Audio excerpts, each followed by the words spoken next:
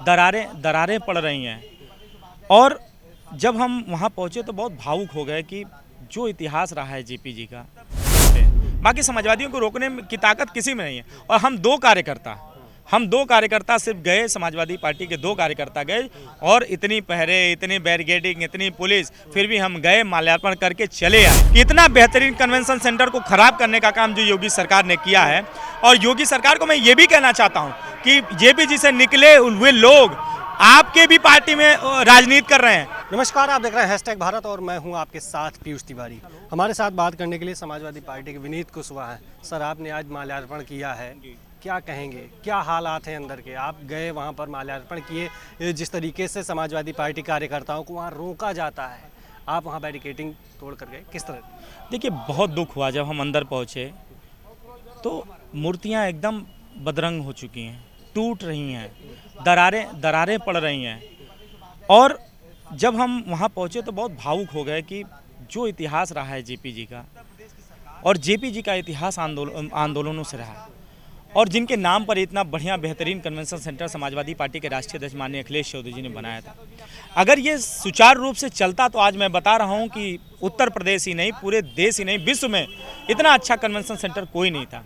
हालांकि उसमें ये भी था कि उनका जेपी जी के जीवन पर, इतिहास पर एक म्यूजियम था, जिस म्यूजियम में उनके जीवनी को पूरी तरीके से बताया गया है, 1 से 1.5 घंटे के अंदर बताया गया है, जिसे आने वाले पीढ़ियों को, आने वाले नौजवानों को ये समझ में आता है कि हमारे महापुरुषों ने, हमारे स्वतंत्रता संग्राम सेनानियों ने किस तरीके से हमारे लिए लड़कर हमारे अधिकार और हक और हिस्से को दिलाया है।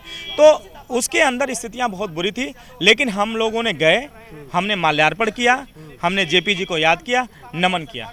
कभी समाजवादियों को रोकने की हैसियत भारतीय जनता पार्टी में नहीं है। ये फर्जी मुकदमे लगाकर और बेवजह परेशान करके ही ये उनको रोक सकते हैं। बाकी समाजवादियों को रोकने की ताकत किसी में नहीं है। और हम दो कार्यकर्ता सिर्फ गए, समाजवादी पार्टी के 2 कार्यकर्ता गए, और इतनी पहरे, इतनी बैरिकेडिंग, इतनी पुलिस, फिर भी हम गए, माल्यार्पण करके चले आए। ये कुछ नहीं कर पाए। इनकी पुलिस सोती रही, और उसी तरीके से जिस तरीके से सरकार सो रही है उस तरीके से पुलिस भी सोती रही, और वो रोक नहीं पाए।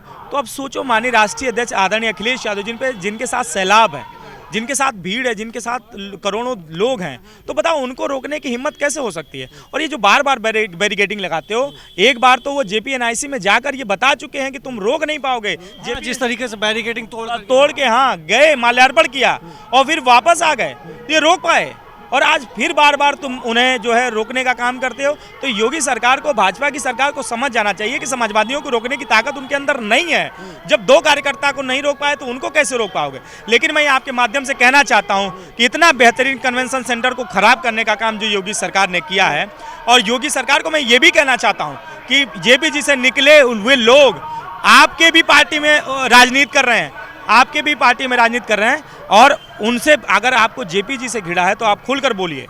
लेकिन अगर अखिलेश यादव जी ने बनाया है, इस वजह से आप घिरा करते हैं, तो महापुरुषों का सम्मान तो सोच लीजिए। जो महापुरुष जो हम लोगों को हक और अधिकार दिलाए, स्वतंत्रता दिलाई, आज़ादी दिलाई, तो उनके विषय में इस तरीके से घिरा मानसिकता योगी सरकार को नहीं रखनी चाहिए।